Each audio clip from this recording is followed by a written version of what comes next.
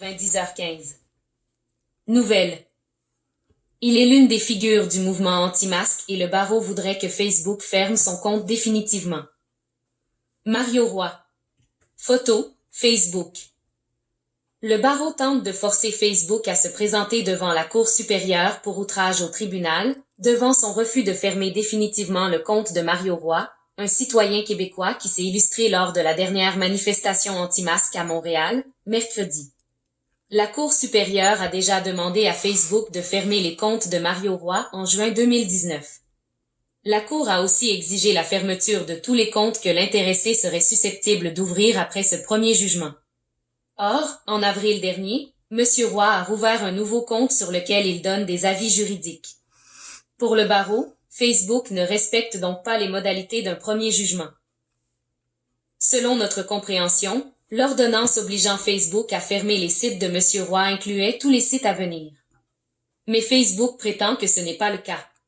Facebook nous dit qu'il faut obtenir une nouvelle ordonnance de la Cour parce que c'est un nouveau site, a expliqué à la presse Hélène Bisson, la chargée des communications du barreau. Il faut dire que M. Roy n'est pas à son premier contentieux avec le barreau du Québec. L'homme a déjà été reconnu coupable d'outrage au tribunal en lien avec des accusations de pratiques illégales de la profession d'avocat.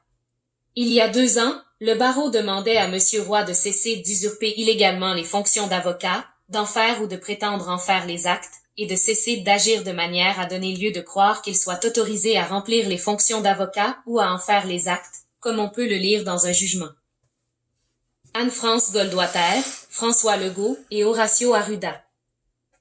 Même la bien connue Anne-France Goldwater a envoyé une plainte au barreau contre M. Roy pour exercice illégal de la profession d'avocat en 2017.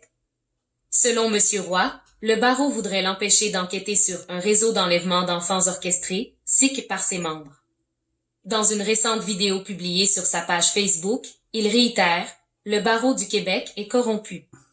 D'après la presse, il a dernièrement déposé à la SQ une plainte criminelle privée contre François Legault et Horacio Arruda, qui l'accusent de haute trahison. Il menacerait aussi d'arrestations citoyennes, les 125 députés de l'Assemblée nationale. Une affirmation qu'il a réfutée dans une récente vidéo publiée sur sa page Facebook où il explique plutôt qu'il compte les accusés aux criminels. D'ailleurs, il préfère se présenter non pas comme un anti-masque, mais comme un pro-choix. Si le barreau arrive à forcer Facebook à comparaître en Cour supérieure pour outrage au tribunal, ce serait une première au Québec.